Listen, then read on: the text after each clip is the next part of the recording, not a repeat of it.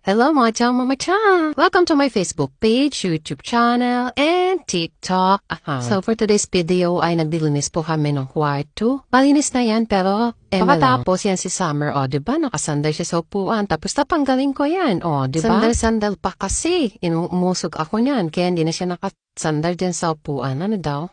Yan siya, ganda, fierce.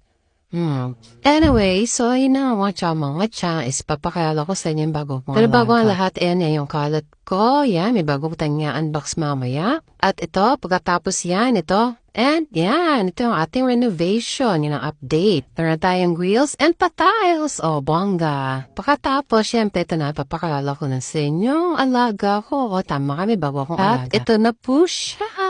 Okay, wait lang.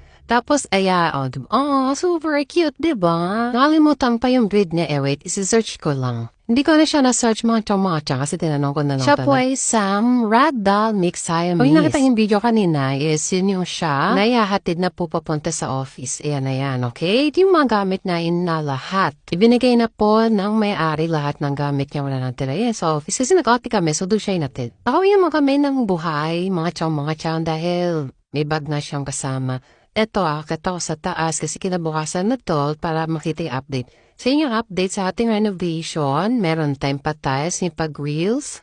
Tapos ayan, sa hallway, diba, hindi na tayo babahain, mga chong, di gaya dati, para tayong nalunod sa baha. Ayan, nalunod talaga dati. Tapos ayan, bubuksan ko ng aking magic door, yan, di password dyan, mga chong. Tapos ayan, yan, diba, nakalat. Ito talaga ipapakita ko. Ito yung before, bago tayo magpunta dun sa unang video. So, ayan siya, mga chong. Tapos, ito na siya. So cute, so maldita. Diba, nagmabampira na naman siya. Pero napapahawak siya sa akin. Pero may time na ayaw niya, may time na oo, may time na ayaw, may time na Hindi ko rin alam bakit. Papahawak siya ng ganyan, pero maldita siya ngayon. Bukas at wag naman sana for magpakailanman, diba? Tapos ayan, diba, babampira siya. Nakikita niya kasi si Summer, galit siya kay Summer. Tapos din tayo ng mga chap. Nagpupumiglas siya, so hindi ko na siya tinali. Kahit tong kulungan is nilagay ko na lang dyan sa space na yan. Inopen ko lang yung pinto para kahit pa paano, albas-pasok na siya. Kita niyo, diba, nagbabampila naman siya mga chong.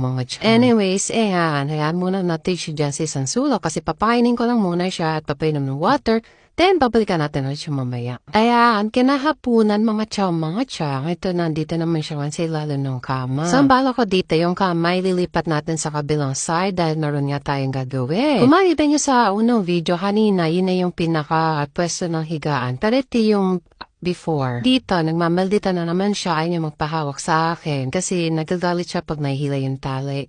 Yung collar niya hindi naman masikip kasi nahawakan ko may space pa at maluwag naman medyo sa kanya. Ito na nga, sama ng tingin niya. Pero wala dito si Summer kasi si Summer binaba na siya noong katanghalian dahil dahil nga, bala ko nga siya amuhin mo. So dahil nagmamaldita siya, mga chang. Tignan niyo yung mata niya, diba? Bilog na bilog, super cute. Gigil ako. So ano siyang i-hug, kiss. Kaso, nagiging siya, vampira talaga, mga chong. May kasama pang, basta yon. Tapos ito siya mga chong, nung nilagay ko lang yung cam sa may baba ng kama. Ayan na nga, kinakausap ko siya dyan, pero after a while nakatulog na ako. Dahil sabi ko nga baka umakit naman siya, so titignan ko kung anong pa mga gagawin niya habang tulog pero ako. Pero ito, gising pa ako ng mga oras na to kasi baka kawag-kawag yung buntot niya kasi kinakausap ko siya dyan, natawag yung pangalan niya. So ayan, kita niyo naman yung anino, diba? Yan, naalis ko yung sapin, yung plywood sa taas, tapos pinalik ko kasi nga matutulog na. Sobrang init na niyan mga chong.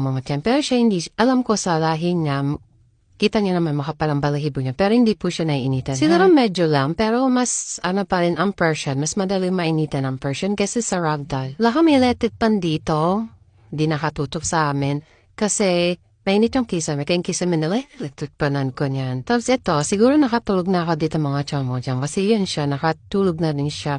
Pero tinitingnan niya yung cellphone, nakatingin siya sa camera. So ayan, kitang ganda niya naman na naninibago pa siya, hindi pa siya gano'n nakakatulog ng mahimbing. Ayan, nagulat na nga siya, siguro malaw ako mga chomojang. Hindi ko alam kung gising na ba ako neto or hindi, pero feeling ko hindi. Diba, super cute na, and mga chomojang, 2 years old na siya. And siya po ay female. And siya po ay kapon, okay? Ang reason bakit po siya pina-adopt dahil po is hindi na masikaso ng kanyang fur parent. And may work yung husband niya, tapos siya po ay may business. Then nagmesa siyang anak, which is nag-i-school. Kaya wala na talaga siyang makasama minsan sa bahay nila. And naikwenta din sa akin na minsan really silang umaalis para sa business nila. So, ang nangyayari, mag-isa lang siya. Wala siyang masamang ibang pets, kaya talaga nagmamaldita siya mga chong. So yan, nagising na nga ako, ay nahawak-hawakan ko na siya. Kasi super ama niya. So, like for part 2.